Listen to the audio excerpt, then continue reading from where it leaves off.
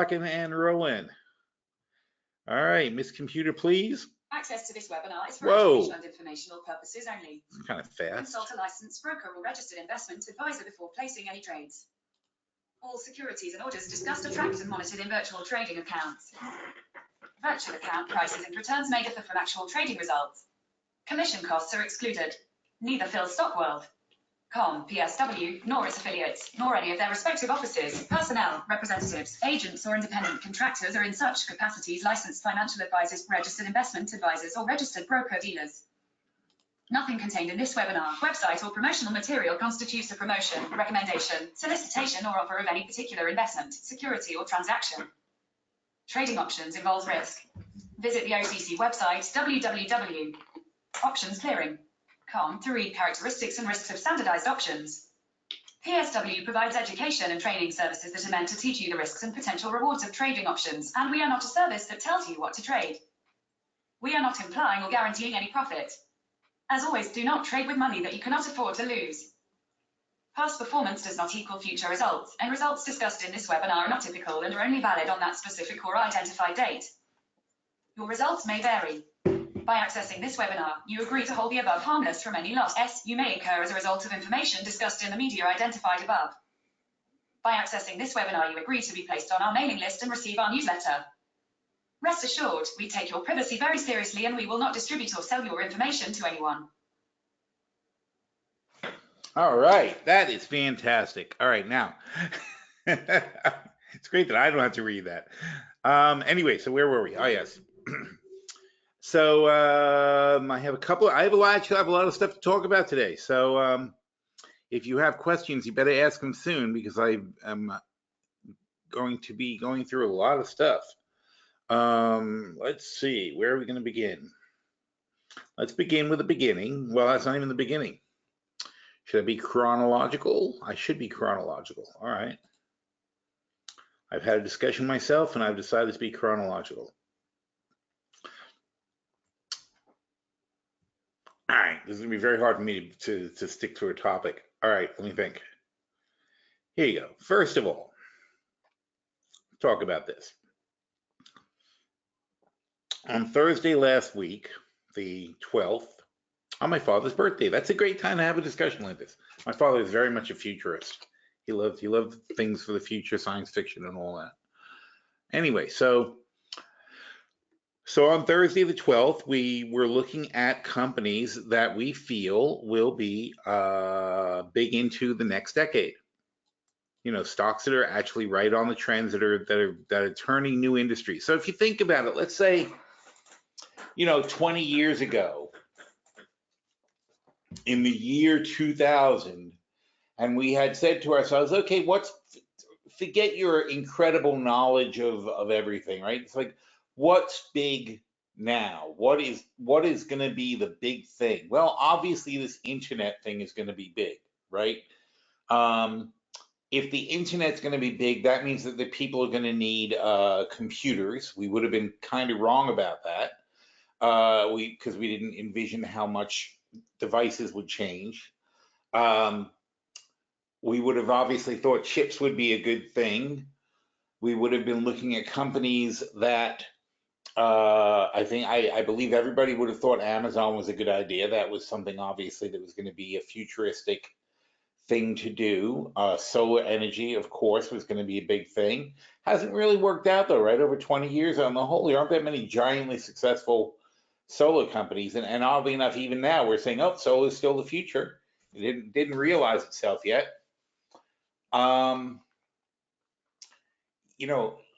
It's hard to say exactly what we would have looked at. I remember back in those days in 2000. So it's hard to think back. It's like it was so far ago. I mean, obviously everything was .com. Everything. We thought the internet was going to be this incredible thing, and that all collapsed. I think robotics we were already in on. We knew that was going to happen, and we were looking at companies that were doing that kind of stuff. Digital advertising, yeah, we would have nailed it on digital advertising, but of course, obviously not if we had picked Yahoo as somebody who was already miles up. Hard to say if it would have occurred to us that Google was going to be the biggest company in the world with the search engine. But if you catch the trends that are going to be there in the next 10 years, it's easier 10 years back. I think 10 years back would have made a lot less mistakes. I mean, I certainly would have told you to stay away from real estate. So so we're looking at these things now and saying, okay, well, what's happening now? What's changing? What's going to be a big thing? And especially things that are ground floors don't even exist yet, like space, like Virgin space tourism. We think that's very interesting. Tesla also into space tourism, also into space industry, and electric cars and self-driving cars. And don't forget, I'm not a big Tesla fan. I think it's overpriced and all this, but you have to give it to them. They're really hitting all the buttons on the future. And oddly enough, Nikolai Tesla, who the thing's named after, he had fantastic ideas. He was a visionary. He predicted what would happen in the future, and he died broke. So, and even though to this day we use so many things that he invented, and he was such an incredible genius, it doesn't mean he made money on it. You know, which is why it's a weird choice for the name of the company, oddly enough. You know, it's like all vision, no profit. You know, whereas obviously Edison was the one who he was more of a workhorse. He wasn't really an inventor per se, but he would see something was an idea and he would perfect it. He would say, "Oh, that's a good idea," and he would figure out how to get it done. And he would but he would do it in a factory setting with tons and tons of scientists working with him. Thomas Edison himself wasn't sitting there, you know, tinkering away at the lab table or whatever. He was the driving force. He was the idea guy, but more of a Steve Jobs kind of idea guy, like Apple, where he has a vision and he wants it done, and he gets the best and brightest people to get it done for him. It's not like he knows how to do it all. And although he was more of an inventor than Steve Jobs was, I guess he was more hands-on inventing guy. But anyway, point is, he did it in a way where his focus was on how do we make money doing this thing. And you know, Musk has not so far shown any propensity at all to make actual money. He's very good at raising money and spending money, but he hasn't made any. Beyond Meats, clearly there is not enough meat to feed. Okay, I said this years ago. I should have found that quote. Years ago, I remember saying, and I don't remember if I was on TV or if I said it in chat or whatever, but I mean, I remember saying that you simply cannot have a billion Chinese people start consuming meat. I think it was when McDonald's was going to China. And I said, there's not enough meat in the world for China to start eating Big Macs. That's just not even a thing. So, I mean, forget the environmental concerns. There's a limit to how many cows in the world you're going to have. They take up a lot of land. They're intensive for industry. They consume unbelievable amounts of grain. I mean, it's incredibly inefficient to eat a cow. Because, you know, for you to eat a cow, the cow has to live a life. And that life is a giant animal consuming acres and acres of crops. All right. So in other words, that cow in his life is going to eat 100 each. You know, for like each pound of cow, it's about 100 pounds of grains and plant matter to make that 1 pound of meat. Therefore, you could have had a meal of a pound of vegetables and grass yourself and been happy, but instead you had a pound of meat and you used up 100 vegetarian people's meals. That's the way you got to look at it. It's that inefficient. It's a 99% inefficient to eat meat. So you can't take the Chinese consumption and suddenly turn them all into meat eaters. That's a terrible, terrible idea. And what I said at the time, I don't know, it must have been at least 10 years ago. What I said at the time was, you know, you can't, because the worst thing in the world is McDonald's going in there, because, you know, they create markets. Oh, here, I'll tell you. This is what is this? All right. I haven't brought this up in a long time, but I'll bring this up now because it's one of the most important things you would ever watch as an investor.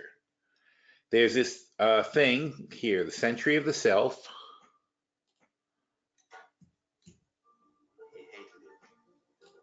Okay. Where am I? The century of the self, and now I got to try to put it into your boxes. Oh no, wait, if I put it into questions and I put it, where can I type?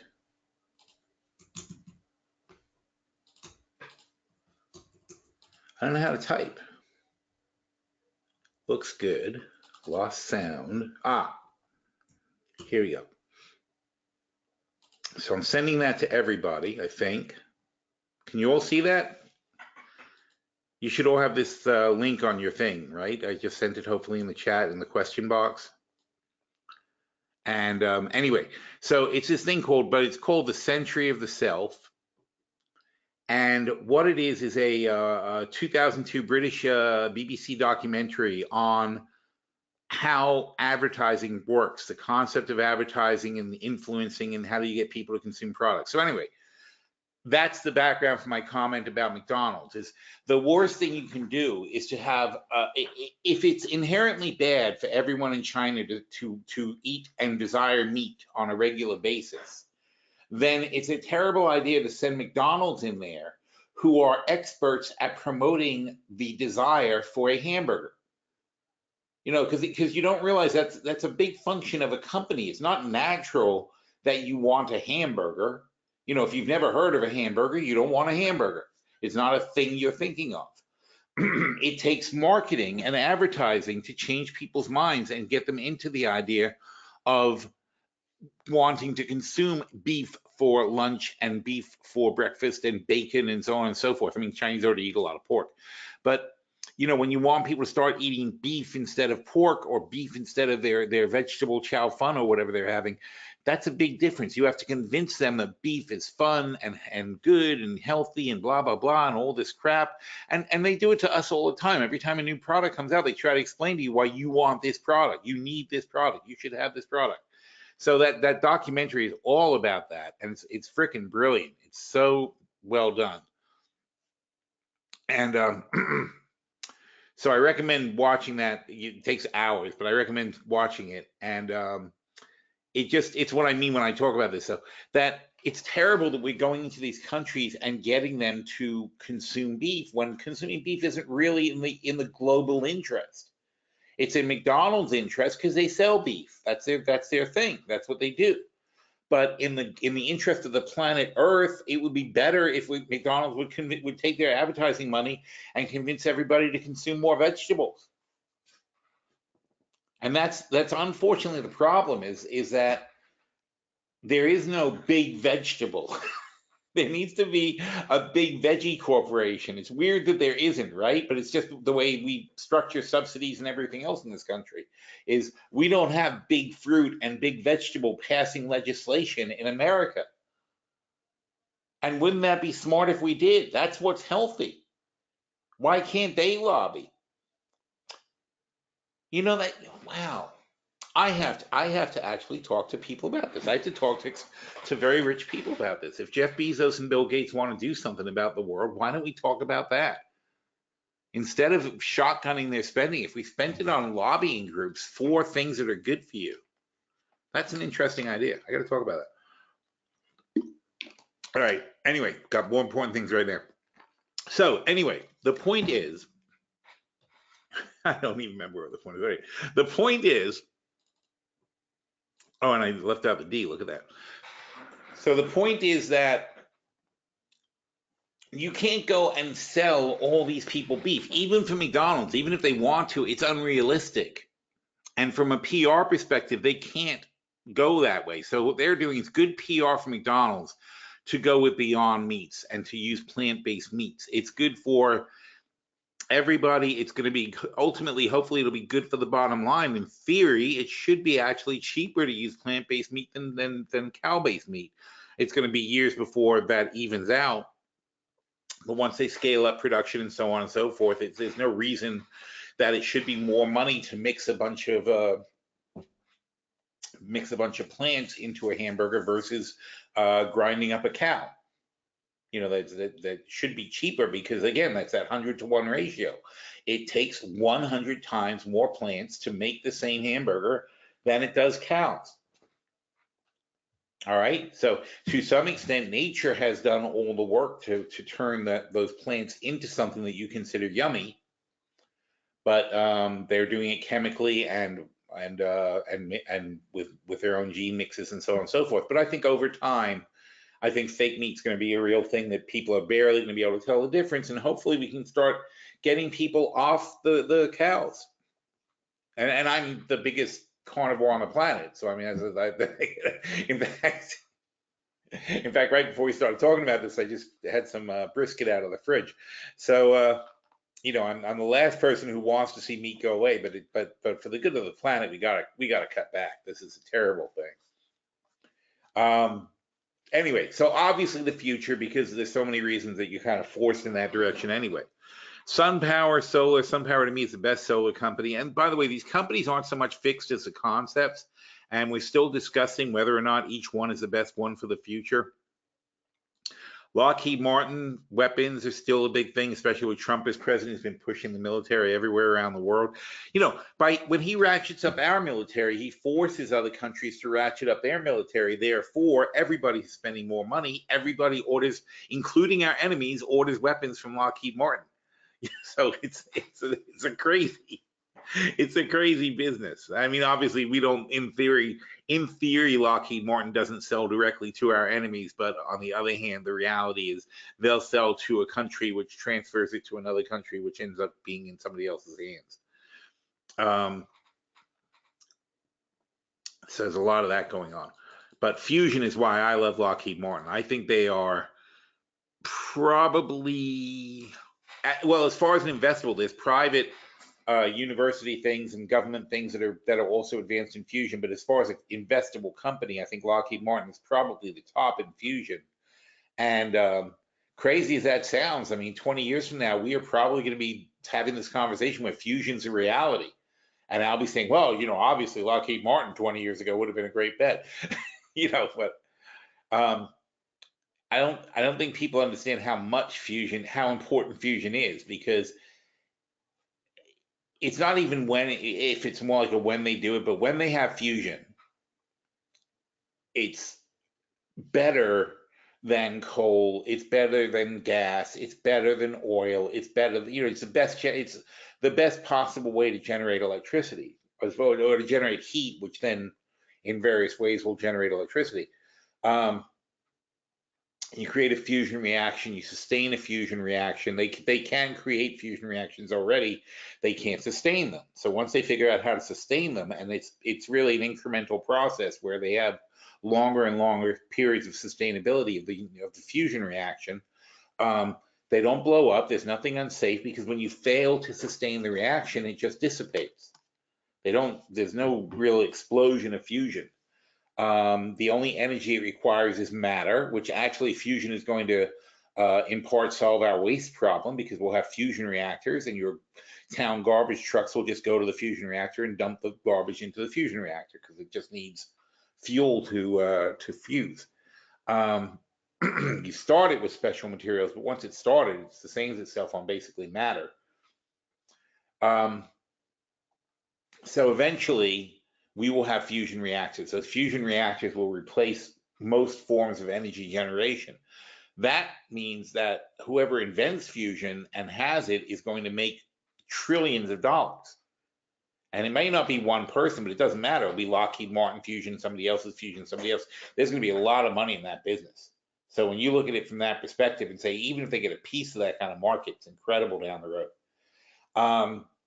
Disney, I put on there because, you know, what's the future of entertainment? You have virtual reality, Disney's into that. You have robotics, Disney's into that. You have interactive stuff, these experience things, like, you know, about these lock rooms, right? Where they put you in a room and you solve a mystery or whatever.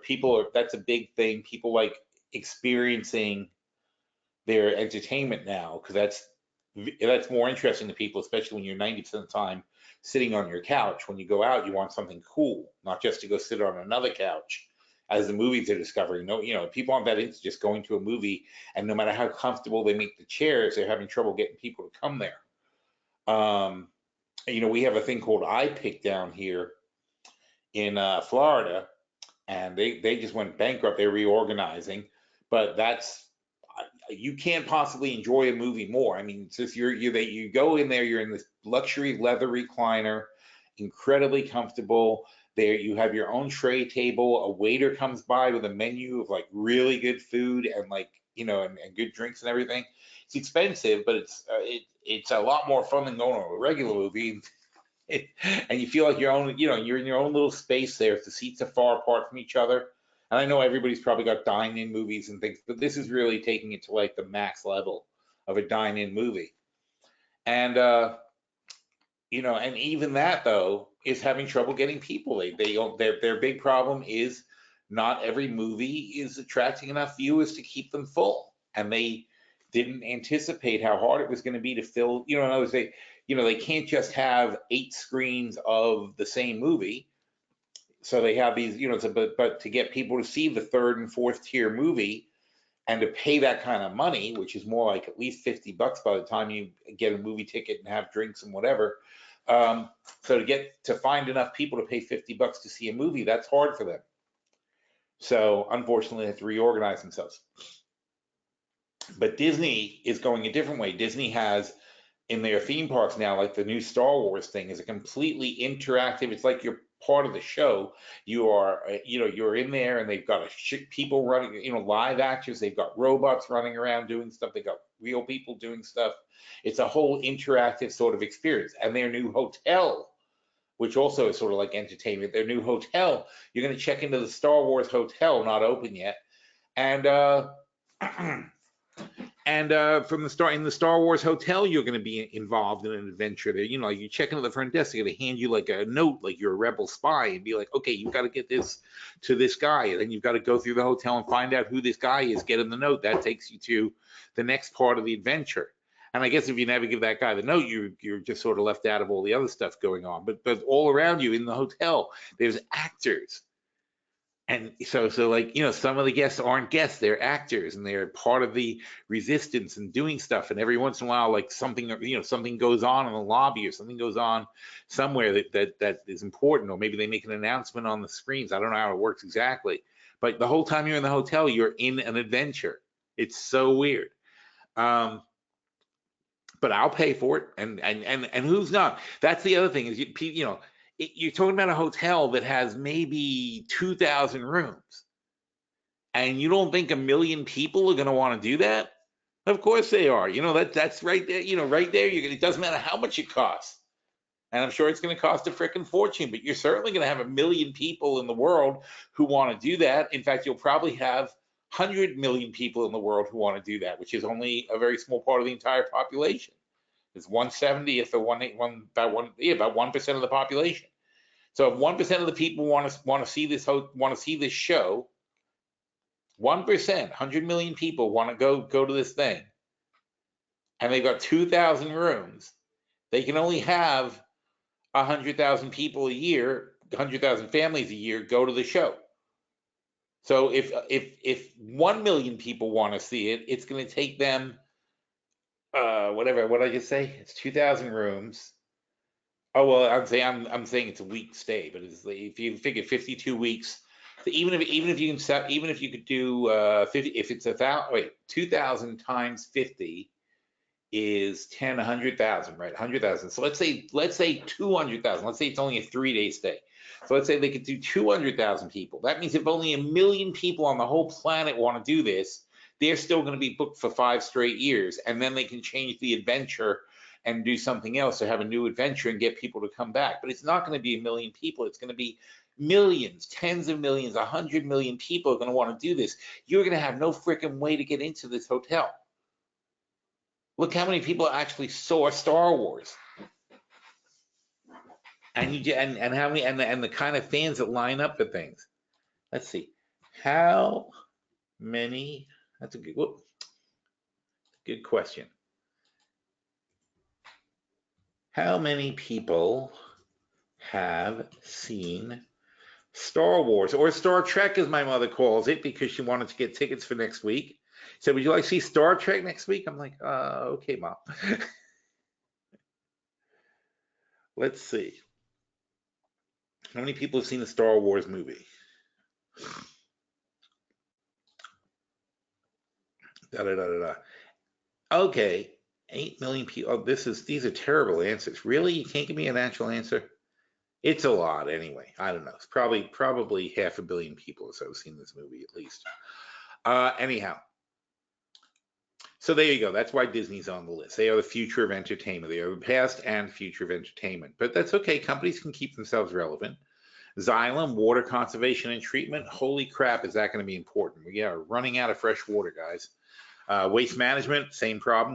We can't do, as you can see, there are countries that are now sending plastic back to America. We've been sending plastic to other countries. They are now starting to send it back and saying, no, we don't want this stuff. Go somewhere else. That's going to be a long-term problem. Gene therapy, CRISPR, if you don't like the way you are, get yourself fixed. That's going to be huge. It's already catching on big. IBM is another one of the companies that is in the past and the future. Qualcomm with an E, that's not good. And Qualcomm too. These are companies that are keeping themselves relevant and doing stuff. Intuitive Surgical has been around for a while, robot doctors, but that also is totally the future. It's look, it's not even really logical not to do this. I know it seems like crazy and you can't even see yourself doing it, but the reality is you go to big hospitals, they're using these things anyway. So when you go to the best doctors have these robots and that's what they use. The robots are the best doctors and people will start getting used to that concept and this thing will spread and spread and spread. They are faster, they are safer, they are more effective. And I'm sure there's doctors who would disagree on the whole, but for doing routine stuff, for doing things that are just normal procedures, these things are amazing, and they are guided by human doctors. But but once because everybody's a little bit different, and you can't say everybody is exactly the same or whatever. But once you identify, boom, there it is. Let's fix that. This thing says, I know how to fix a blood cell. A tumor. I know how to fix a tumor. I know how to take something out. I know how to stitch something up. Boom, boom, boom. It's just the incredible amount of efficiency you get with these things is great. Plus, you do have less issues with sterilization, with germs getting past, with infections, all sorts of advantages to doing it. Here I wasn't sure which company. I put down Ballard Power, Plug Power, Fuel Cell Energy. There are different hydrogen fuel cell solutions. We're going to be looking at which ones. Amazon, again, it's an older company, but it's also in the future. They've got smart homes, smart devices, drone delivery, online shopping. You cannot deny Amazon and really to me it's really more so about the smart homes. I think online shopping is just a thing. It's some shopping will be done online, just like some shopping was done by catalog for many, many years. Catalogs didn't kill stores, and online isn't going to kill stores either. It's just another way people shop. It won't be the be all and end all of retail. That's not what I like about Amazon, but what I do like about them is their drone delivery systems, their warehousing, their robotic warehousing systems that they let everybody use their warehouses for their own warehouse uses, and their whole smart home approach, where they're really very, very into making connected homes work. So I like all that. Now, I don't have Apple on this list, which I kind of was thinking about, but I'm not sure if Apple is really the right company to say they're the future. I think they are going to be very strong in the future, but that doesn't mean that I think that they're on the cusp of any new trends, except possibly the smart home thing. I think they are on the smart home thing, but I don't know if again, it's like saying, well, okay, you can go Amazon or you can go Apple. It's hard to say which is going to be bigger in the future. I think Apple, though, down the road is obviously going to be a big winner, but I don't know if I would call them a company of the future by comparison. It's hard. It's a toss up though. Anyway, I think we already added somebody. I think we did one for the stock of the future so far. We're going to make a portfolio. We're going to start a watch list. We're going to watch these companies. We're going to decide where we want to enter them. They're not all cheap. It wasn't based on who's cheap. It's based on who I thought was going to really embody these future trends. So we'll be looking for other suggestions and other future trends to make it work.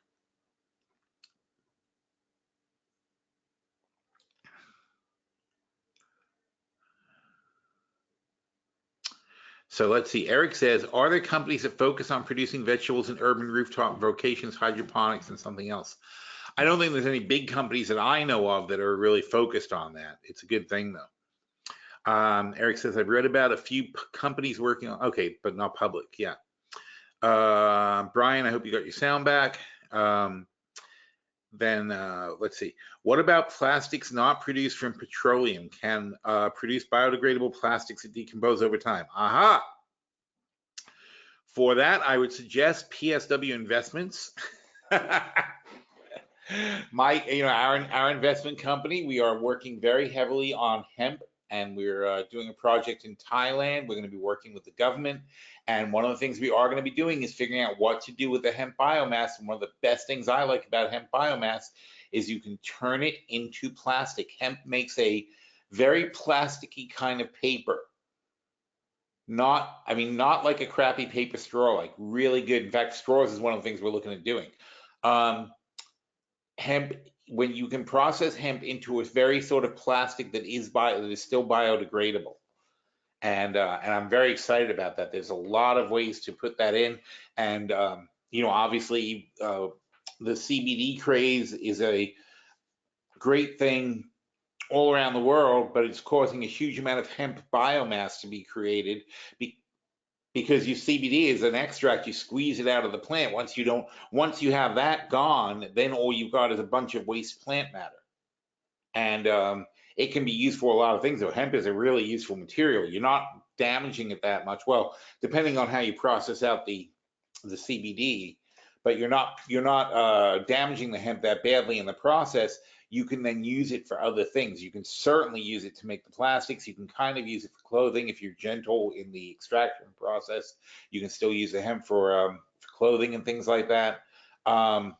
There's definitely a lot of things that we can do with it, and we're looking to create an entire other project that is just all about that. It's about managing, coming up with different ways that we can use biodegradable hemp matter to replace plastics, to do cloth, things like that. And it'll be nice. I love doing things that make money and help the environment or help the planet. It's very nice. All right, so that's that. That's, as I said, we're going to go through these things in a sort of chronological order. So now we'll move on to what we said yesterday. And what we did yesterday is we began reviewing our portfolios.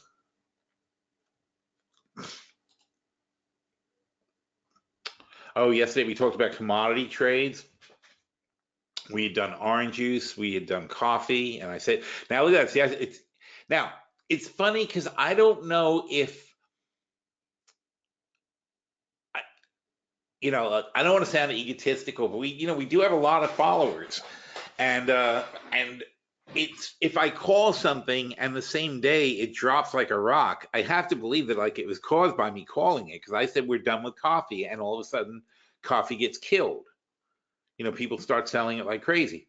I called a top, so I could say, oh, I'm just brilliant at calling tops, but I think part of it is that when we make a call, a lot of people will say, oh, okay, time to sell that, and got out.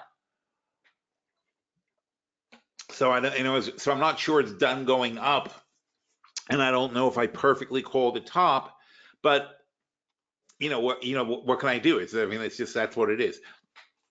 So sometimes you have to be careful when I publish something. This one I think wasn't for, was this immediately available to the public? You can always go to the bottom of the article. No, this was not, because I was worried about this happening. But then, at a certain point, it becomes that people can read it, or people can read the top. So I'm not sure how far people can read this without having memberships. But this was pretty much right on top with coffee. And so, if I make a call and something goes down real quick, it's kind of like, Kramer does this too, because it's kind of like that. It's, you got to be careful that it might be going down only because I said so, not because it's really done. All right, but I'm just picking a logical point to get out. I mean, I could have written this article here, but I didn't. I just waited until today, and we caught that big one. In fact, actually, a few days ago, we had a spike down and up, and I basically decided to wait, and it did recover pretty quickly the next day, and then here. But then I said, oh, we're lucky. We're lucky. We're still up here. I said 45 is a bit silly, so I decided I better make a general note to people and say get out. Still a hugely profitable. We also had a soybean play. These are all older plays, and they made a ton of money. So, but so what? All right, those are the old trades. Then I talked about some new ones. I still like orange juice down here at this $98 line. Still a good play. Palladium, I said, now see again, I don't know if we did this or if it's natural, but I called Palladium and now it's down 22 bucks today. But it's the same thing. It's like I just think it was I think it was toppy. And so I made the call that it was toppy. And here's this one too. This down, considering down a lot today. I don't know what it's hard. It's very hard for me to say whether it's whether I was just happened to catch the top and saw it perfectly, or whether it's our guys causing it to happen. But either way, it's doing what we thought it would do at this point. That's the point. But don't get too cocky about it, because sometimes it's only doing that because we said so. Through the winter is expected to be mild. Natural gas is way down at 232. Yes, and natural gas. Now that one didn't even go the way we wanted to. Natural gas is lower today. The UNG is down 2%, but that's fine. So it's because these are long-term spreads. I wasn't looking for a quick fix on those. And again, I don't know exactly where the bottom is. I can only tell you. And by the way, there's a factor also though. If you think about it, coffee very thinly traded compared to natural gas. Natural gas has heavy trading. So just us participating isn't going to move the needle on natural gas. But on palladium, yeah, if we start jumping in the palladium market with millions of dollars of people trading, that actually affects it. And if we do the coffee market, we can affect the coffee market. We're not going to affect the natural gas market unless somebody's trading $1 billion worth of natural gas. It's not going to, the total amount spent on natural gas every day is gonna wash away any effect we're gonna have. All right, but I wrote about natural gas because it just we were writing this article, and I don't try to make perfect calls. I don't try to do perfect bottoms. That's a fruitless gesture. But I thought this was going to hold up. I think the $17 line will hold up. I'm not worried about that. It's a 1 year trade, and even the futures play that we're looking at is a NG. Oh no, wait. Okay, at the moment the October contract's NGV 20 at 233. All right, so those haven't really taken much of a hit. It's the front month contracts that took a hit today. But anyway, that's just noise. In the big picture, you're just there to hold it for a while and see what happens. So that was my natural gas play. But then what I really care about yesterday is, I think, way at the end of the day, I think it was like about the last thing I did.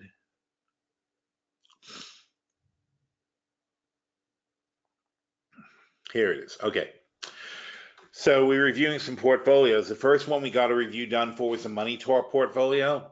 We started the new money to our portfolio started on November 14th.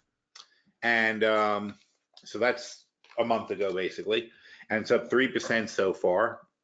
And here again, we've got SunPower, which, as I said, was the stock of the future, IBM stock of the future, and gold is our trade of the year. We're very picky about what we put in the money to our portfolio because I only make a trade on the show, and I'm only on the show once every quarter. So effectively, I don't really have control. I mean, I could call them and say it's an emergency, I have to be on, but I don't want that to set that precedent. They generally will invite me on once a quarter, and I don't want to make, be a bother about like, oh, we got to change the portfolio now. So the rule is that we only make the trades on the show, no problem. But so that being the case, and that I know I can't make trades outside of the show, it's basically a no-touch portfolio. Therefore, we try to pick things that are like almost no-brainer kind of plays that we're going to just take them and leave them and not even think about them again for 2 years. So, selling $8 puts on SunPower for $3 means I'm netting into SunPower for $5. There's no question in my mind I want to own SunPower for $5. So I don't have to think about that trade. Gold is our trade of the year. Barrick Gold, that is, not gold, the substance. Barrick Gold is over 17, and we took the 13-17 spread. All it has to do is not go lower, and we make all the money. It's a $4 spread. It's a $12,000 spread. That is 100% in the money, and even now, it's only net $3,000 on a 12,000. I'm telling you, options are the weirdest things. They really are. If you know how to use them, they are the greatest tool on the planet for investing. Most people have no idea how to use them. Most people would just buy the calls and hope that they work out or whatever. But if you bought I wouldn't buy the 30s. Let's say you bought the 17s. This is how most people buy options. Most people buy the 17s. They'll pay $3.30 for the 17s. That means you need to get to 2030 just to break even. And if you buy 30 of them, you got to get to 2030 to break even, and to make $10,000, you have to get to about $24 to make $10,000. Our spread cost, see this line here? Our spread was $15,600 minus $9,900 because we sold $9,900 to idiots who think that it's going to hit $24. And minus 5,025. And again, it's the same logic. We're willing to buy SunPower. SunPower. We're willing to buy gold for 17 minus the $3 we sold it for is $14 roughly. So we're willing to own GOLD for $14. No problem. It's a good price. We'll take it. So we're collecting money on that. That means we only spent $675 for this $12,000 spread that I think at the time might not have been 100% in the money, but it was very much in the money at the time we did it on 11/14. Well, I can show you. Let's see if we can find it. That's not the one. There.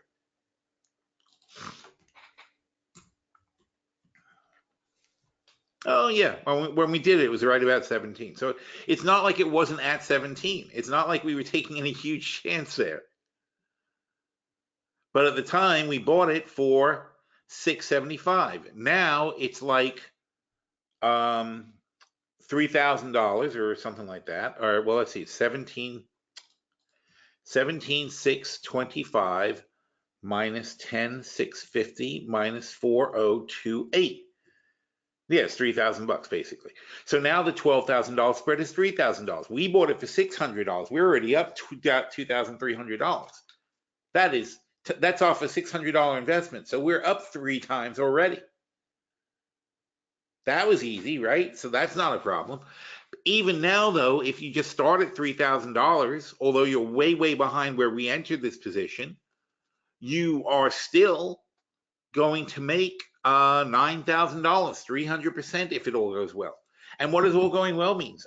All going well just means you have to hold 17. If you hold 17, these things are 3. These things are 4. Anything over 17, it doesn't matter. If it's 117, this is 107, this is 104, and this is 100.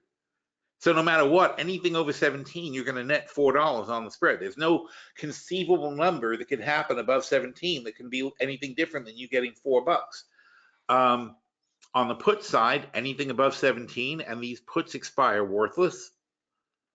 So you owe nothing, you owe 0. And then this number would be 4 times 30, and this in this case is 300.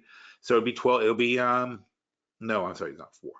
It's $4 times 3 times 3,000. I'm sorry, so it's times 100 per contract. So it's times 3,000, and that's $12,000. So this will be worth $12,000. These will be 0. You'll have no obligation to buy them back, and you'll have a $12,000 boom, put it in your pocket. $9,000 profit in 2 years off $3,000 as it stands now, and that's way, way worse than we started because we're going to make $11,400 off a $600 investment.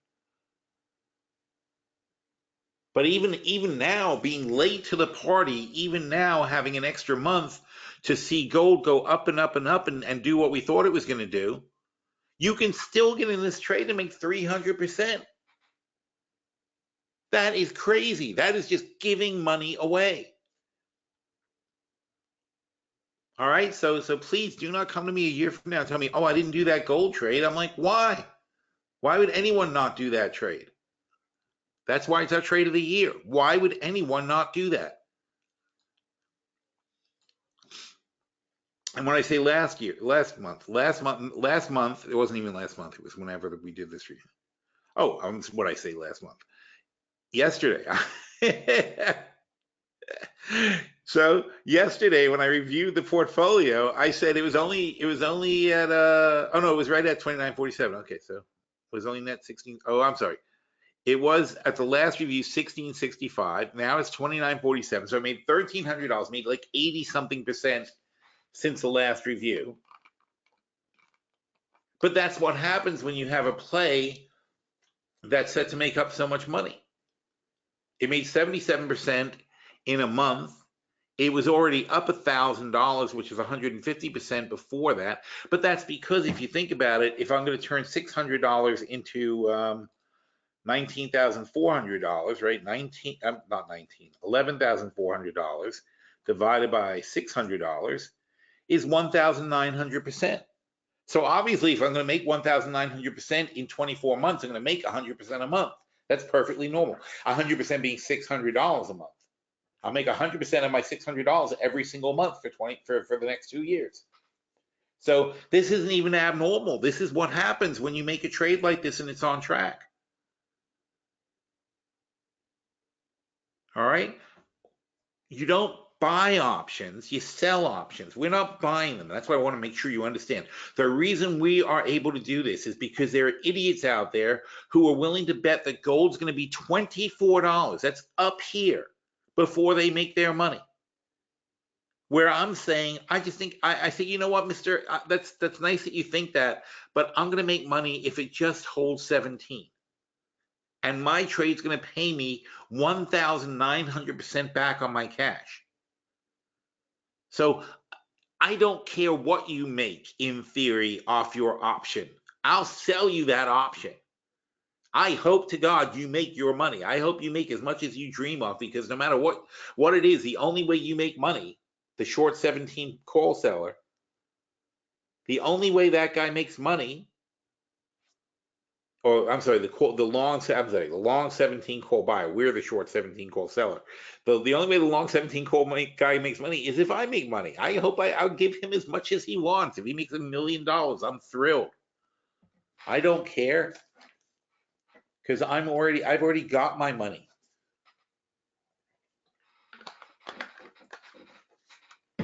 And I can make these kind of trades all day long, every day. Okay, he's got to have a phenomenal move up to make his money. I only have to stay flat. IBM was last year's trade of the year, and we had a good time. It went up to 150.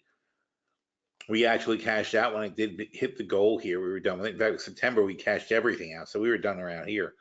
Now it came back down, and it was Thanksgiving when we started taking this. I'm not sure when we actually took this one.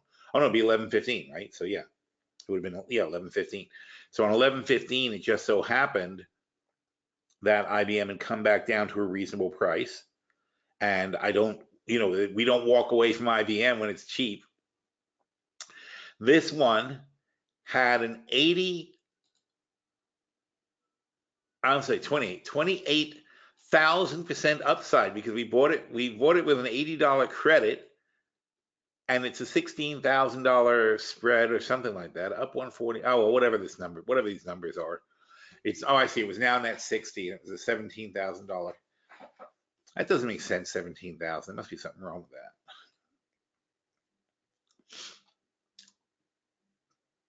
Is it because of the credit? It's a $16,000 spread, right? So 20 times 8, $16,000. So it's a $16,000 spread. Doesn't matter what the net was. The net was, but as you can see, the net, well, it doesn't matter. I mean, the net here is a credit, and it's still not that far off. I mean, it's only up a bit. So it's basically flat.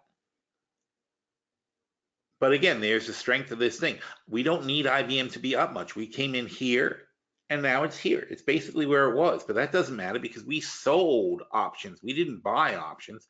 I mean, yeah, we did buy an option, but we sold more than we bought. That puts us in the driver's seat. So a $16,000 spread that's currently net 60 is up 140 from our $80 credit. So we had made $140 off our $80 credit, which is fine for a month, because again, you're going to make 28,000%. So you better be making at least 100% a month, but it's only 100% of 60. But it's 282 times 60. Let's see if that's right. That's where I got a question. 282 times 60. Oh, 282 times 60. 16. Yeah, somehow I got a 7. Somehow I started calculating 17,000 instead of 16,000. That's where the problem is.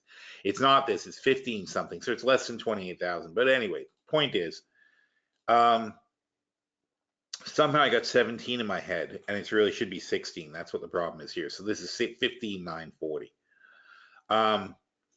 So 15,940, 1, 5. Well, your total upside. What the hell did I do? That's so weird. We started with a $60 credit. Nope. Wait, we cashed in the original 150. 135 got attractive again. We're back in the $16,000 spread that's currently net 60 up. Okay, we have an $80 credit. There you go. So what we can make is 16080 is the total profit on the spread divided by the initial $80 credit, 201. So this number should be 201.00% upside potential on the entire spread. That's the most you can make. But again, that's going to be in 24 months. So this trade on the average should make about $600 a month. That's what's on track for this thing, is to make 1,000% per month. That's crazy. That's, 1,000% of 600. 600 is 60 is 600. So this trade, crazy as that seems, is only on track if it's making 1,000% a month. That's where it is. That's just nuts, isn't it? And we're not even there. So it's actually, I mean, you can still jump right in and take this trade. And that's all it takes, though. And then all IBM has to do, because it's the 120, 140 spread, it only has to get to 140 in the next 2 years. And we're good. And we make all that money.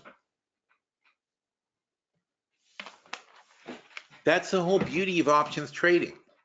It's freaking IBM. It's one of the greatest companies on the planet. It's not like they don't make money or anything. They're making plenty of money.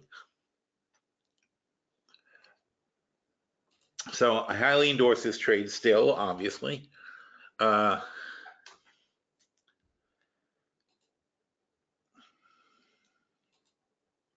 mean, sometimes, honestly, those 3 trades, I really think that you could just make those 3 trades with whatever proportion of money you have, and that's fine. You don't really need to do anything else. I know it'd be kind of boring, but it's kind of weird to even bother trying to do other things when you can do that. Oh, what happened here? Wait. So then what do we do? There was another portfolio. Oh, all right. Well, that brings us to today. So let's see what we talked about today. Today I talked about Boeing, and this is a serious issue, of course. Boeing has a really big effect on the entire GDP, and Boeing is shutting their production down. These final demand shipments are really basically caused by Boeing, and they would drop 0.4%, they took 0.4% and 0.3% out of GDP. They were somewhat made up for by inventories being built up. All those planes that Boeing is throwing into inventory are counted as a positive in GDP because the assumption of the inventory number in GDP is that there's a good reason that you're putting things in inventory. The assumption is that all inventory gets sold eventually. Obviously that's not true, but it's more true than not true. So for the purpose of GDP, they count inventory as a plus. It would really change the entire concept of GDP if they didn't do that. Their assumption is that if you made something, you must have had a reason and it's going to get sold and blah, blah, blah. Fine. Usually that works out. But usually the thing you're making isn't airplanes that don't get sold. You don't usually make 400 airplanes that get mothballed. Now, on the whole, you would assume that $70 billion worth of airplanes are not going to get wasted, but there's no guarantee of that. If the FAA that comes back and eventually says this plane is just the design is too flawed to fly, you can't fix it with software, it has to be redesigned and redone. That means all those planes are well, I mean, they'll salvage some and whatever, but it's really kind of like scrap. I mean, so it'll be massive loss to the point of like a massive loss that may threaten the survival of Boeing.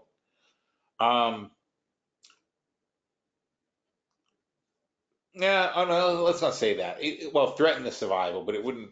I don't think it would cause them not to survive. They make, in a good year, they make $20 billion. In fact, I'll double check that, but I'm pretty sure it's the right number. Boeing. Oh, there's Boeing right there. Financials. No, only 10 billion. All right, so they only make 10 billion, but going forward, they should make more than that. But that's only 10 billion a year. So in a good year, they make $10 billion on 100 billion in sales. It's not great margin. So for them to have to throw $70 billion worth of planes in the trash, even if they salvage half of it, and that's $30 billion, and they can keep, let's say they only lose $30 billion, that's still 3 years worth of forward earnings that's thrown out, that's going to be lost. That's not good. If you're an investor, you don't want to see that. Going forward, I'd be all gung-ho to buy them though, because obviously the price would go down and so on and so forth, and they'd have many years worth of tax breaks ahead of them. So on the whole, that'd be a good thing. If you come in then, coming in now, no, you're going to be in worlds of pain. So at the moment, I'm assuming that that's not going to happen. We do have a short put on BA in one of our portfolios, I think in the earnings portfolio. So we're hoping that's not going to happen. But if it does happen, I'll be happy to take a very long-term long on it and flip the thing over. I don't think it's going to kill Boeing ultimately, but it's going to be very, very painful and long-term problems. And the whole problem is this. These engines, they move them. This is a very radical design because, I mean, usually these engines are under the wing. By putting the engines here, they increase the fuel efficiency by 15% on the planes, which is huge. I mean, 15% less fuel is a major, major thing. The problem is though, when you thrust, when you are thrusting, it causes a plane to nose down. Not in normal flying, it's fine, but when you thrust, because you have the engine here, this is why engines aren't here. Because you have the engine here, when you thrust, it causes the plane to nose down. All right, that makes it very tricky to handle when you're in a low altitude. And to fix that, they didn't say let's move the engine. They said because if you move the engine, you lose your fuel efficiency, which is the whole thing they were selling the plane based on. The whole sale of the plane is based on the fact that it's more fuel efficient. If it's not more fuel efficient, why does anybody want it? Then why'd you even make it, is the question.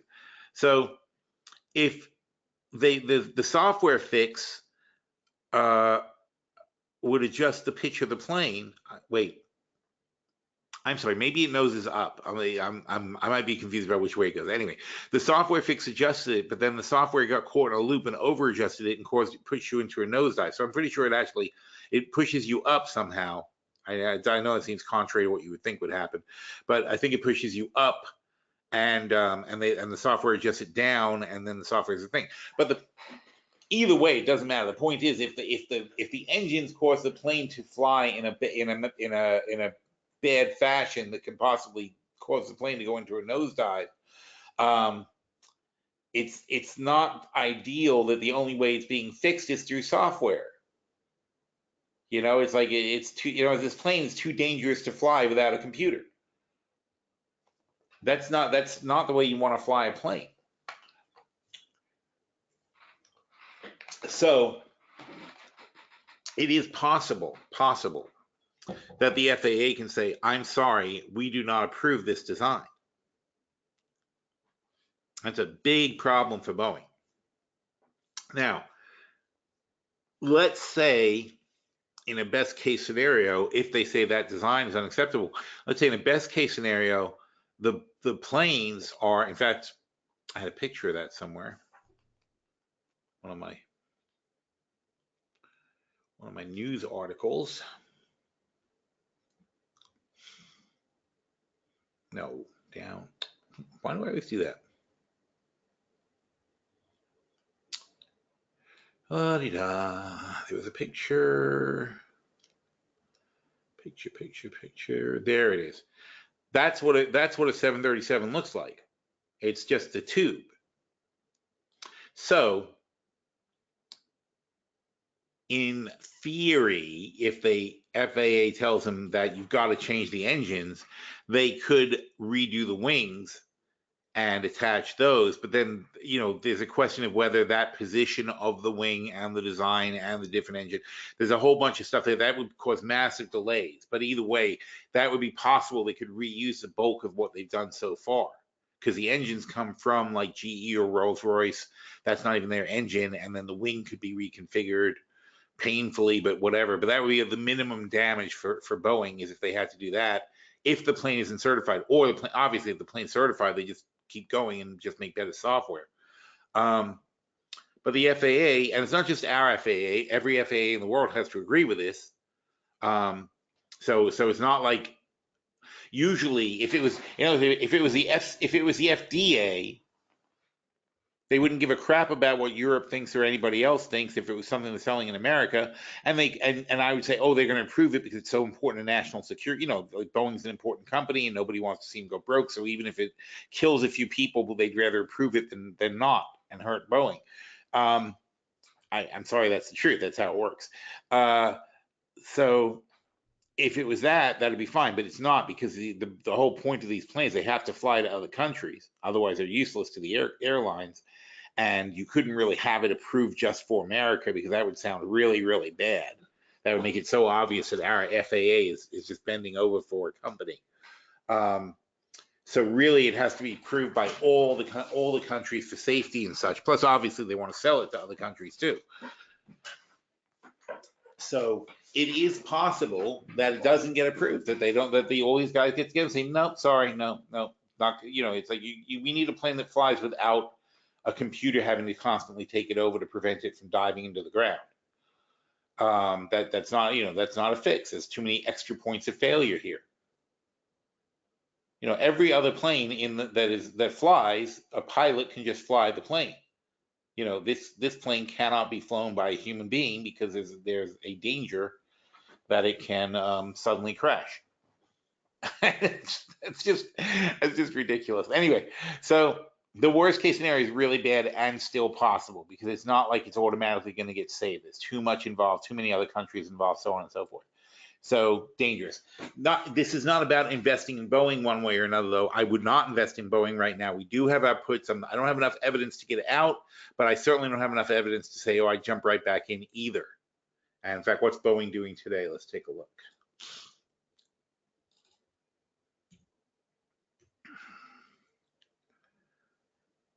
See, they're coming off the bottom. All right, so it's not about Boeing, though. It's about It's about the effect of Boeing on the GDP. And Boeing can knock about a half a point off our GDP by not delivering planes. And that may not seem like a lot, but it is a lot, because if you knock a half a point off of GDP, that's 1.5%, we can end up down at 1%, which would be almost no growth. You're practically in a recession. So we have to be very careful about, what's going to happen in the next few months in the new reports. This is a fact. It's already shut down. It's going to hurt the GDP report. It's going to hurt it's going to kill the durable goods report. It's going to kill the manufacturing reports. It's going to start spilling over into payroll reports, because, Boeing has 900 suppliers. If they're not making planes, then the suppliers aren't making parts. All right, so let's say that those 900 suppliers have 100 workers that get laid off. That's 90,000. It's 90,000 jobs. That could be like, 10% of your job growth for the year could be knocked out by something like this. Not only that, though, but then those companies turn around and they don't spend money on a new machine that they would have gotten to make the parts for Boeing, because they're laying off workers, and they've got this machine that's just for making these Boeing parts.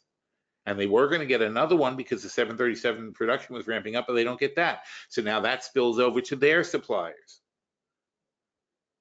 And now you've got less durable goods spending again, and down the cycle. It's not just the Boeing aircraft that aren't being bought.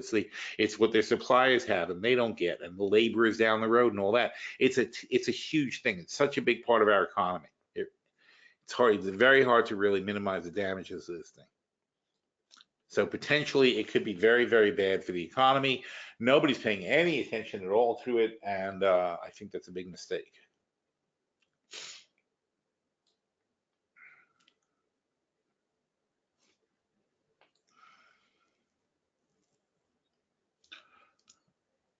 And the other thing we talked about is, Boeing has already put 400 planes, as that picture illustrates. Boeing has already put 400 planes into storage.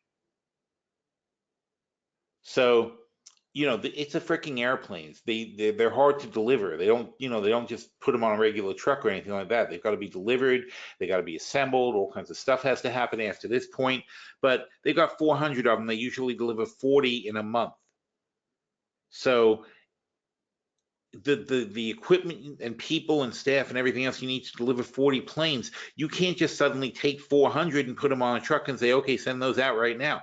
It'll take, you would have to double your capacity for delivery per month for a year to get rid of all this. So there's no quick recovery here. There's nothing out around the corner that's going to bounce this thing higher. It's just not. It's incredibly unlikely that Boeing will make a speedy recovery from all this. It's going to be a disaster for a long, long time. But also doesn't make them uninvestable. They're a fairly attractive price down here. I had said when the thing started, $300 should be the bottom for Boeing, given a worst case scenario, which we're basically in right now. The only thing worse is that the only thing that can be worse than the worst case scenario, which is a whole year before they've been grounded. The only thing worse than this could be actually the FAA saying, nope, sorry, it's over. That plane is scrapped, invent a new plane. That'll set Boeing back for 2 years, plus, like I said, $30-something billion they'll have to write off on these planes. Airbus will gain a lot of customer ground, but the customer ground doesn't really matter, because Boeing and Airbus both have like a 5-year backlog of orders. So even if Airbus ended up with a 7-year backlog of orders and Boeing's backlog shrank to 3 years, what's the difference? You still can't fill it over the next few years. And as soon as Boeing does get a new plane, as long as they don't make a terrible plane, if they make a decent new plane, people are going to shift back to Boeing, because they want the people who are at the back of the line on Airbus are going to start shifting to Boeing so they can get their planes 3 years faster. So it's going to be very hard to kill Boeing. But scrapping the 737 will certainly panic people into thinking that's what's going to happen. And that'll be a fantastic time to load up on Boeing. But hopefully for the sake of America, that's not what happens. I mean, it would be a really, really bad thing that would take a long time to recover from.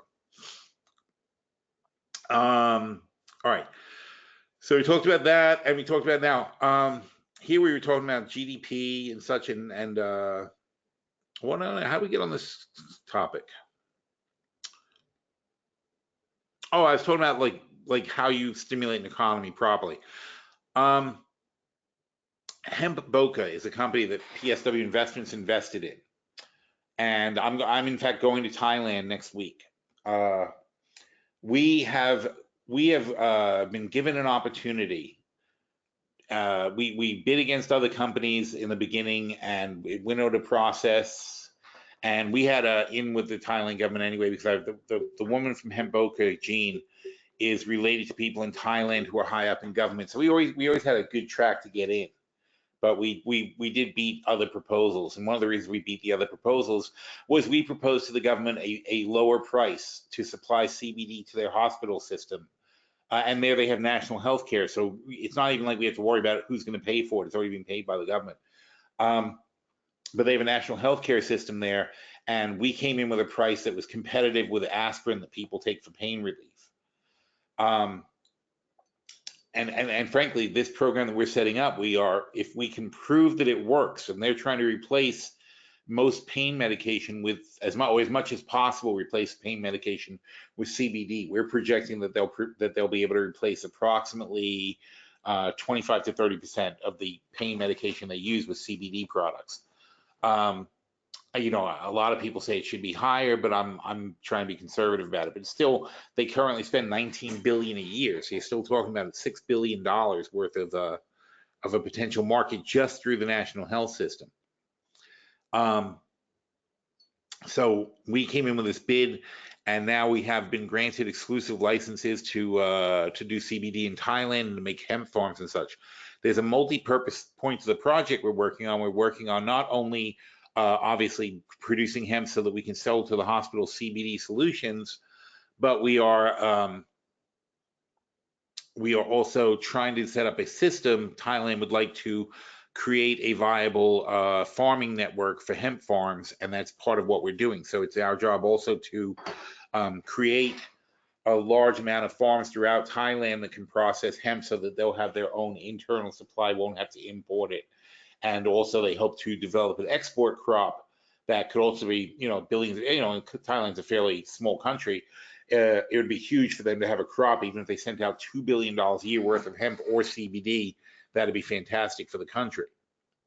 So we're working with them to do that. So my solution so far is that what we're going to do is there's 33 regional hospitals that service about 1 million patients each, or not service it for them. A hospital, a national health service hospital.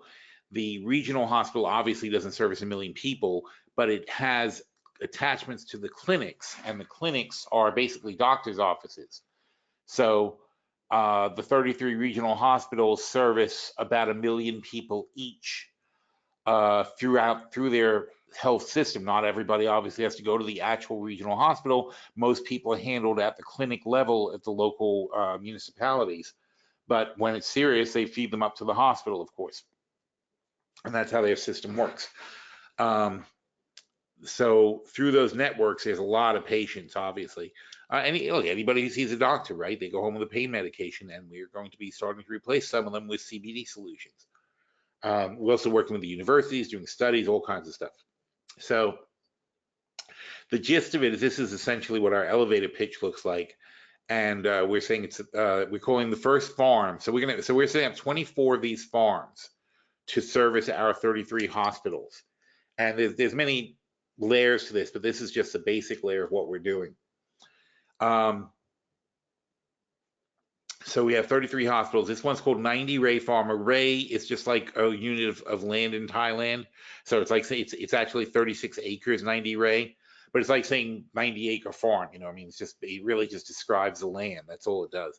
So but this is the first corporation we're forming in Thailand to do this. And the problems that we're solving, it says, is like Thailand, like the United States. In all countries have this, and this is why I love it though, because this is a template we're making that we can export to many countries. Thailand has an opioid crisis just like we do. Healthcare costs are rising just like ours are. Tobacco farming is in decline. That's a big export crop for them. Exports are lagging. Our solution, CBD is an alternative to opioids. It controls cost through local productions, and we create an alternative to tobacco farming for the farmers, and we develop an export crop. There's 40 million people who end up seeing a doctor during the year out of a 70 million person population in Thailand, and that's our target market. Consumer wellness is a big part of that, though. Then there's the public health clinics. You've got the NHS here, NHS here, NHS here, for like $2 billion worth of care that we expect to be able to get in on, and that's out of 19, so it's not a very big penetration that we're actually projecting. And then also we have an exclusive contract with the military, which is very nice. So we'll supply them also. How our solution is better, we're better than opioids, better than aspirin, better than tobacco for various reasons. Now this is one farm out of 24. We need 24 people like this. We're looking for $6 million for this farm at this size, and this is going to be effectively a light manufacturing farm where we make the solutions for the NHS, not for the consumers. That's a whole different project, but making solutions for the NHS from this farm, that's what we need. And right now we have exclusive 3-year contracts with the NHS, regional hospitals. We're partnering with 20 farmers like this, and we're going to provide THC and CBD products throughout Thailand for export. And we've already got contracts with everybody. We've got partnerships set up with the NHS. Everything's rolling now. That's why I'm going to Thailand. Financially, this is a projection of one farm without any expansion. So one farm, this is the capacity. You've only got 36 acres to grow, so you're not going to do anything magical with it. But the crop is a great crop, and it's not just the crop though, because you're making all the money from growing the hemp to creating the oils, the CBD, pure CBD extracts out of the hemp, and then you're taking the pure CBD extract and you're retailing it to the customer. It makes it incredibly profitable, as opposed to just being a hemp farmer where you sell hemp to a guy who makes money off you. So it's a great system. That's what we're involved in. That's why I'm going to be in Thailand, and that's why we're not going to do any webinars for a couple of weeks. So what was I talking about? Oh yeah. So anyway, so that's just a quick overview of why what I'll be doing for the next 2 weeks when you guys don't see me around. But it's Christmas and New Year anyway, so it's honestly, I probably wouldn't have done a webinar even if I was here. I will be back though on January 4th, and the next webinar date will be like the 7th or Wednesday, and I'm sure I'll be recovered and ready to go by then. Hopefully not too sleepy from being on the other side of the planet. So what other portfolios do we do today? So speaking of hemp bokeh, oh, and by the way, so PSW Investments, the way we got involved is we own 20% of hemp bokeh, and we also own 16% of New Age, and New Age is a manufacturer. So it was a perfect combination that I was able to put together hemp bokeh plus the manufacturer, and then we went in there and made all these bids, and we've been working on this crap back and forth for like a year now, and it's done. We're going to go sign contracts. We're all set. It's the most amazing thing. It's going to be another crazy year ahead, but this is a culmination of everything we've been working on all year long. So anyway, so hemp bokeh is this is a portfolio because hemp bokeh has a radio show that I do on Tuesdays, and that one I'm on every week, so it's a little bit differently organized than the Money Talk portfolio that we just looked at, because that one's a no touch.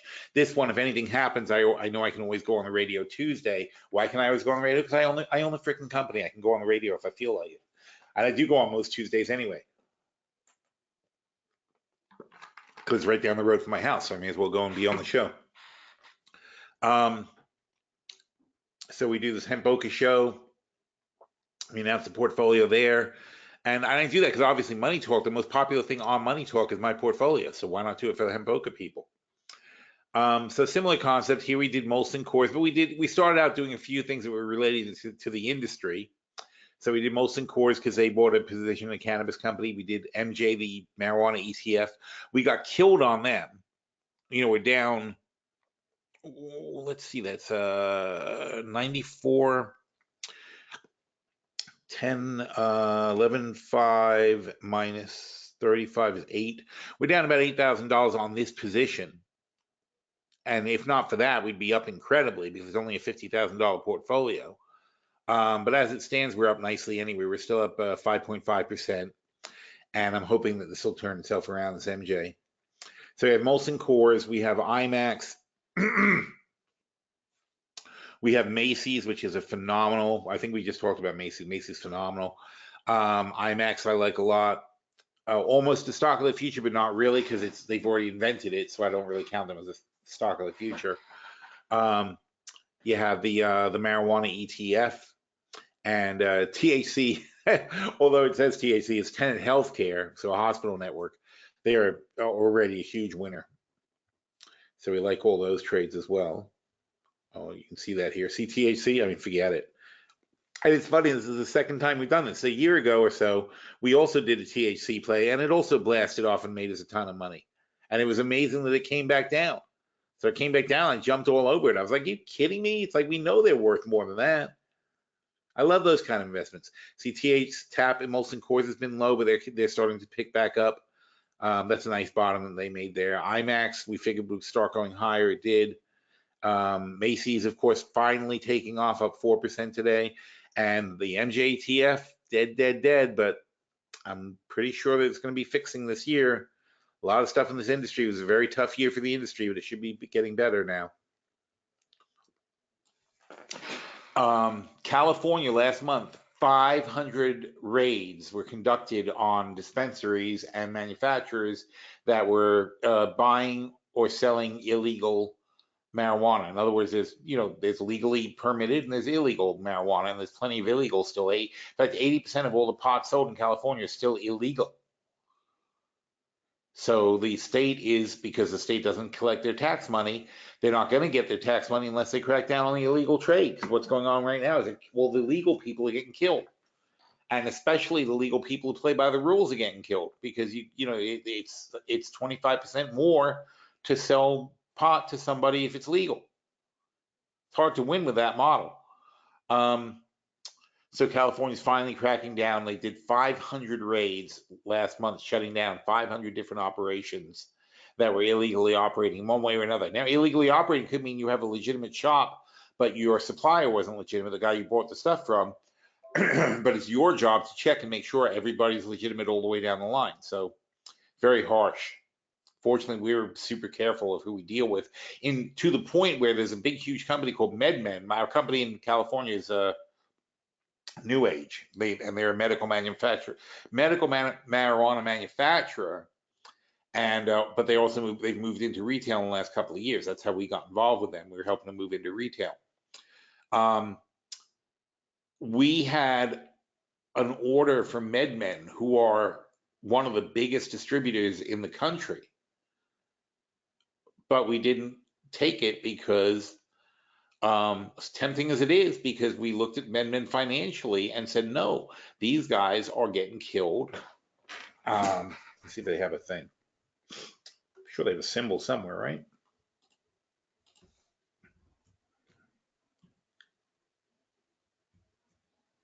Oh, I did that wrong. MEED.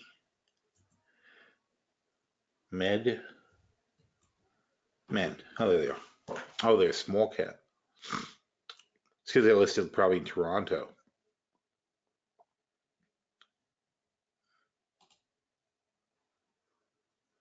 Well, it's not really going to show us what we need to see. What we can see here, though, is certainly the income. They're losing their net income minus 20, minus 20, minus 20. They're losing $80 million to $100 million a year on barely more than $100 million in sales. So no, thank you.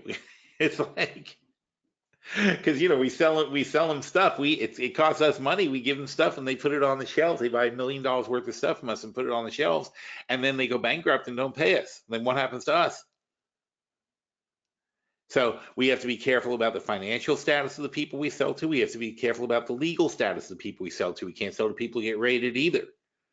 So it's our job, unfortunately, to have to check every single person they are doing business with and make sure those people are all legal, because not every shop checks properly.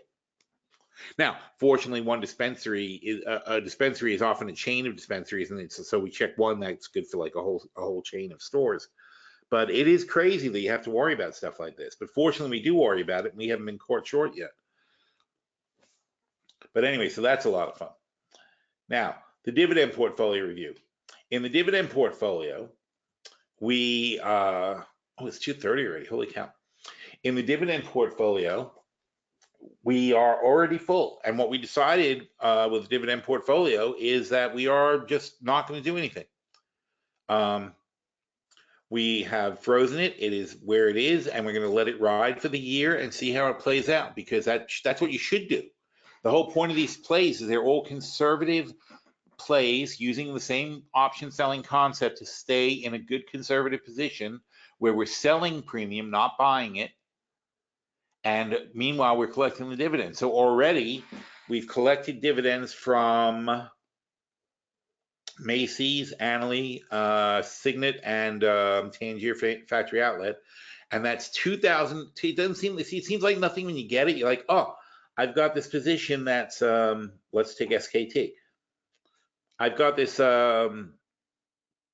net $10,000 position, and I got paid $355. Big deal. But $355 is going to add up to 12% by the end of the year. It's a lot of money. And when you start seeing these things add up, here's your $355 for SKT, here's your $370 for Signet, here's your $740 for Annaly, and here's your $750 for Macy's. That's $2,221 stocks we only started buying on October 25th. Not even 2 months ago, and we've collected $2,000. We're gonna get 5 more payments. We'll probably get another $2,000, so we'll end up getting $4,000 for this quarter, for the first quarter. In a $100,000 portfolio, $4,000 a quarter is $16,000 a year. That's like 16% just in dividend payments.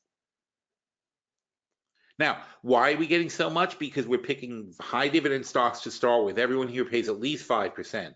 We are then reducing our cost basis tremendously by selling options. So in AT&T, it's $36.95 for the stock. They pay a 6% dividend, but we are reducing the stock by $7.40, so about 20%.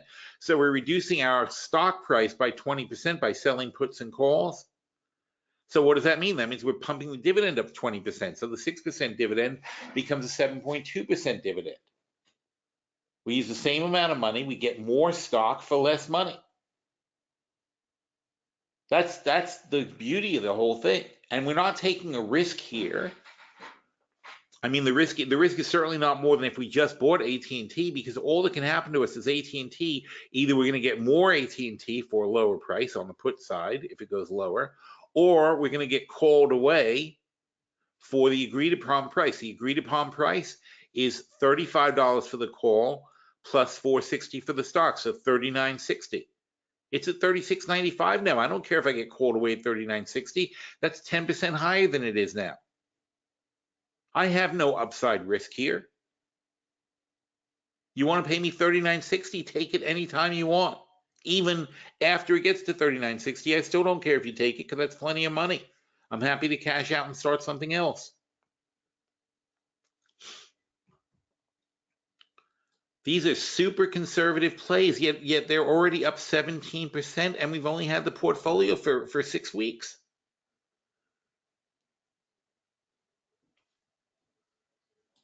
I could not be more conservative in these entries. And why am I conservative? Because I worry about the market. I'm not sure it's going to last. But if it doesn't last, I didn't mind being stuck with these particular companies. With China, here are my companies. China Telecom, I figured would do very well after the trade pact gets dealt with. Energy Transfer is a good, normal, long-term play. Ford, come on, Ford. It's so ridiculous. Macy's, again, my table banging stock that I keep telling people over and over and over and over and over again to take Macy's.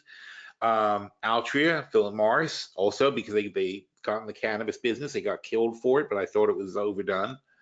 Annaly is always my favorite REIT. I think probably the number one REIT I go to anytime that there's a thing.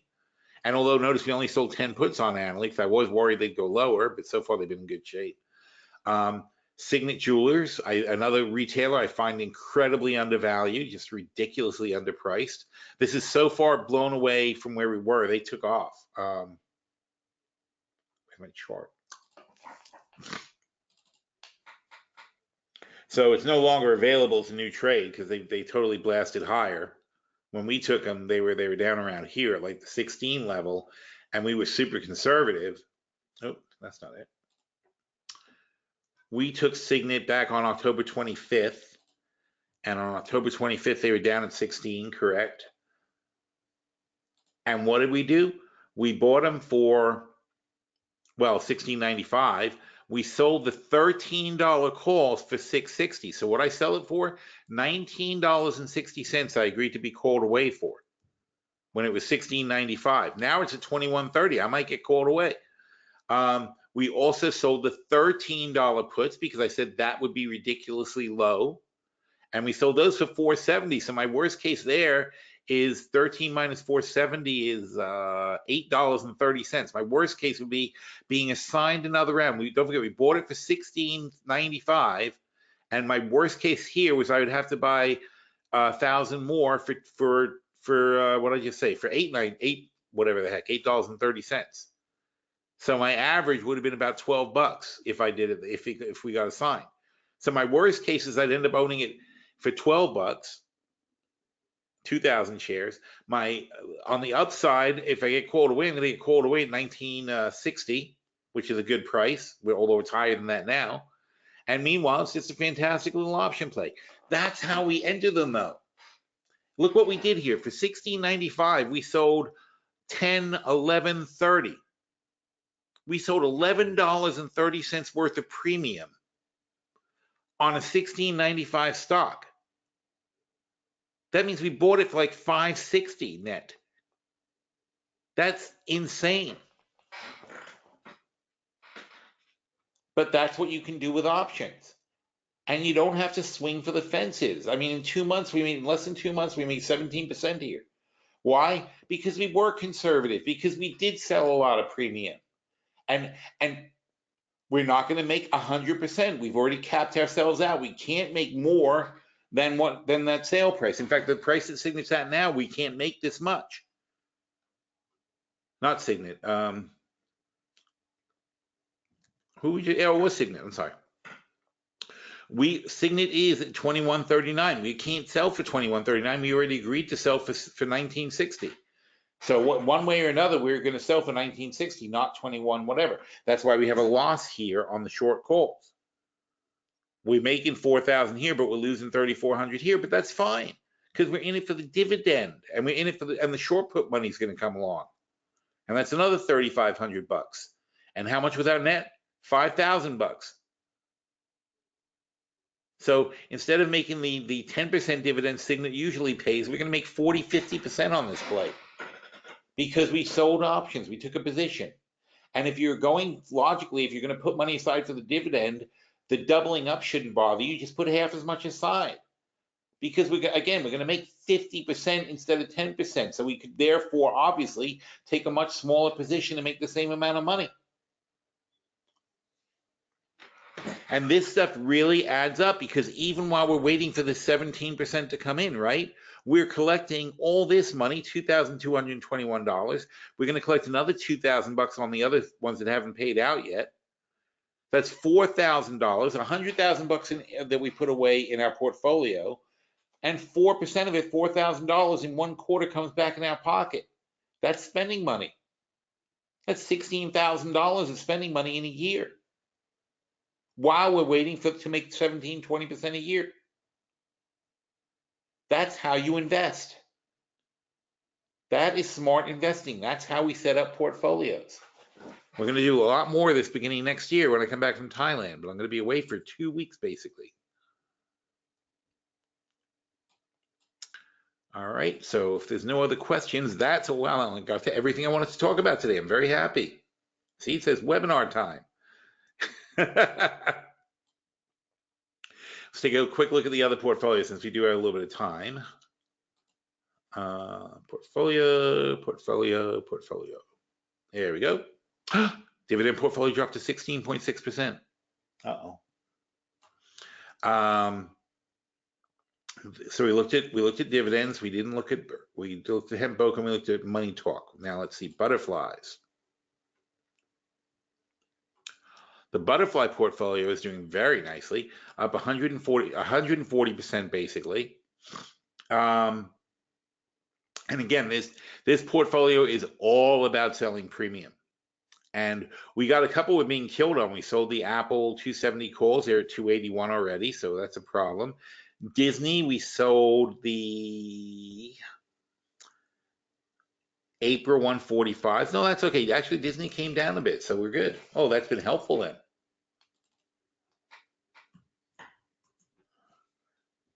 Disney stopped going crazy. It was last time we looked at Disney, it was way up at 150 something. This is actually a blessing because that was our target. We're back to our targets. We're in good shape. Mondelez, we sold the 5250 puts and calls. They were right on track, and now they're a bit off, but it's okay. And again, look at what we did. We have the long in 2021. We have the 55 calls. We sold the 5250 calls in 2020 in January. We've had this one for a while. We've had it since 131.219. This portfolio was not closed out, so this is an old trade. We were pretty bullish on Mondelez, though. Actually, we're probably too bullish on it. Let's see. MDLZ. Yeah. Probably now's the time. I think what we did is we bought back the short calls when they were down here, and now we want to sell some more. So we're going to take a close look at that one. Whoops. Let's go. Uh-oh. Way to go. So in the review, I'm probably going to make a change on that. But in the short months, we sold the 5250 calls and the 5250 puts. That was our target. So we're not on target anymore. We were right on target last month. We're not on target anymore, but on the other hand, now we can sell some long range calls. But look what we did. We sold them for $5, let's say.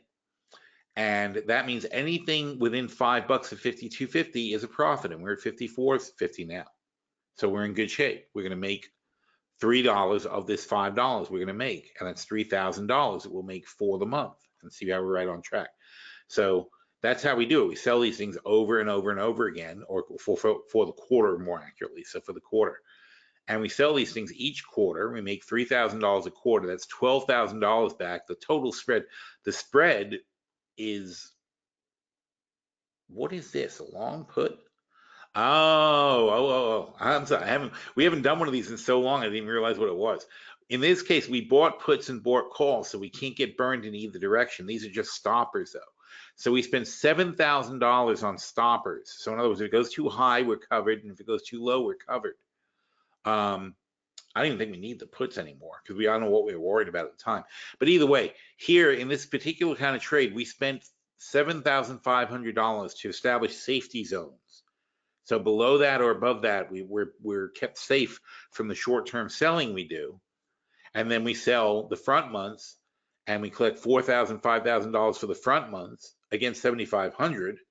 And whatever we make, in this case, $3,000 for the quarter, is how much we made against our $7,500 investment for a long-term investment. So we've been doing this for over a year, and we put a lot of money in the bank on it, I'm sure. And this is just this month's haul was just going to be about $3,000. And then next time we use the same $7,500 investment. We don't make it again. It's the same money, and we'll make another $3,000. So if we can do that every year, and for every $7,500, we can get 12,000 back, it doesn't really matter whether or not we were right on these calls. We're not picking them to be right. We're just doing this to sell.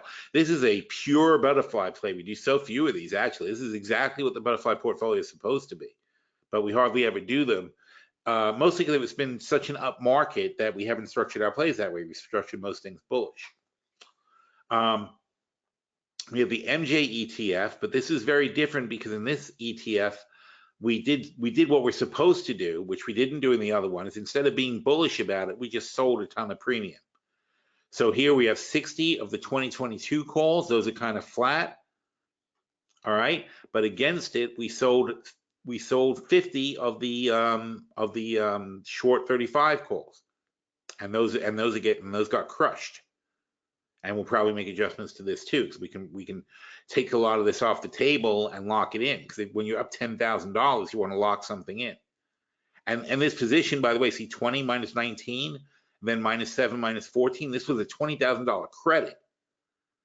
So if we have a $20,000 credit to start and we're up $10,000, let's take the $10,000 and be very happy, right? You don't need the rest of it. We put $0 into it in that case. I mean, this is just where we are now, though. But these are old. A lot of these are older trades. Whirlpool is also nice. That's just running along just how we thought it would. No problem.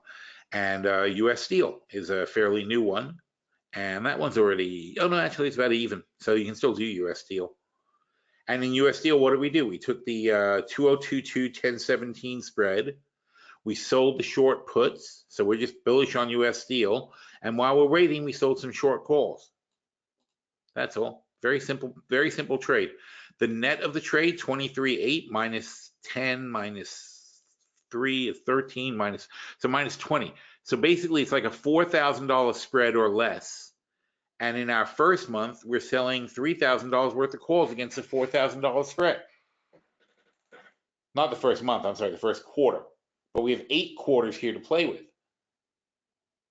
So if we have 8 times $3,000 that we successfully sell, that's $24,000 against a net $4,000 position. $20,000 of upside potential, plus we can make money on the long spread too. If the long spread comes in, that's another $28,000. We can make $50,000. Now, it doesn't always go that well.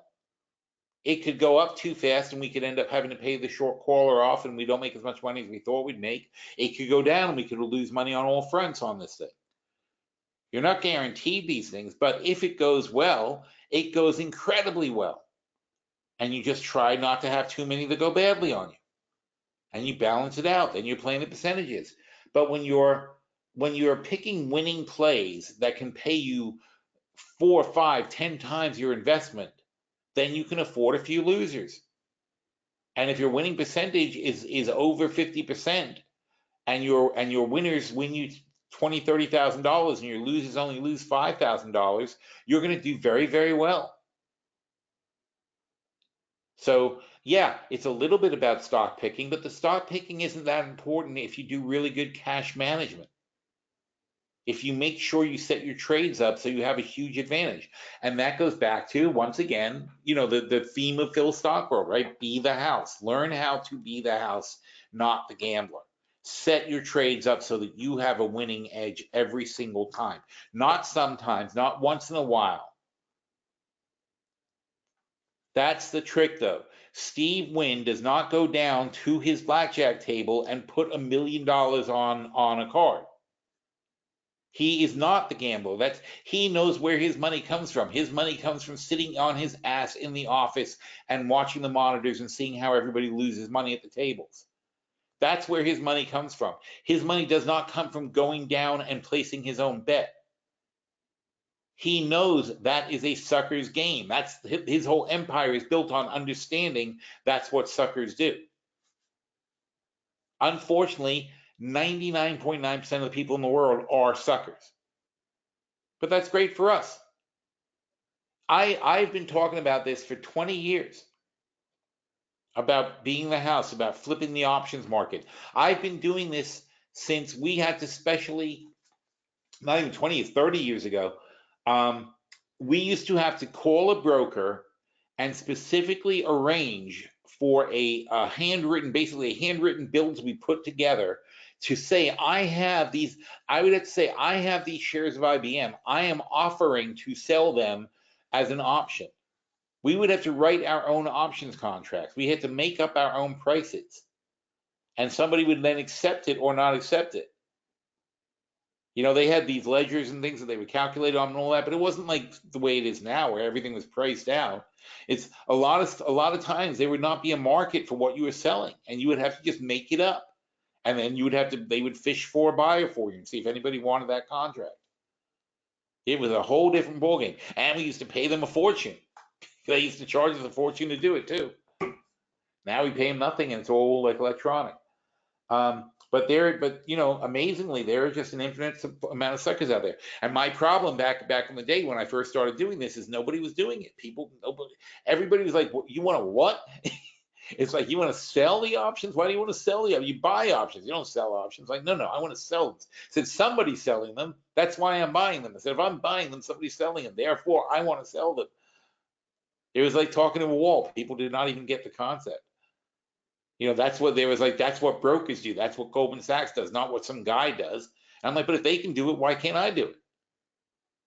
And that's what we're teaching you. This is what the investment banks did. This is what the options market was actually created for, was to sell options to suckers. The investment banks came up with this idea and said, you know what? People don't have $150 for IBM stock, but they do have $15 to buy an option on IBM stock that makes them feel like a big shot. And that's true. You can make a lot of money making people feel like big shots. But don't be the sucker. Don't get on the other side of these trades. We make our money by simply selling the risk to everybody else. That's all we're doing here. It's a very, very consistent theme, and you can go back for years and years of portfolio reviews and see exactly what we do. It's the same thing all the time. There's not a lot of variety here. And it's not rocket science, okay? I'm a very good stock picker. I'm a very good value picker. It helps when you start out with good positions. And so instead of just making out a little bit of profit, we make some incredible profits because we also pick good value stocks to leverage. But even so, we are still, for the most part, not taking the risk. We are selling the risk, even though we're taking these incredible leverage positions. We're selling more risk than we're buying consistently, and that's why consistently we're able to make money in this market. So with that note, I'm off to Thailand. I'm leaving on Christmas Eve for Thailand, and the next webinar we do is going to be a while. It's going to be the 8th of January, because I'm leaving 24th. I'm coming back the 4th, so almost it is a 10-day trip. How many days is that? I can't even do math anymore. It's it's obviously 4 days here plus another week there is 11 days. 11 days, two plus of which I will be sitting on my butt in a plane. I'm not looking forward to it at all. But in Asia, they don't like to do, when they're finalizing deals, they like everyone to be there for the pictures and whatnot. So that's what we're doing basically. All right, well, thanks for coming, everybody. I appreciate it, and I'll see you guys in 2 weeks. Have a very, very happy holidays, happy Christmas, happy New Year's, and we'll see you when you get back. We'll see you when I get back. Take care.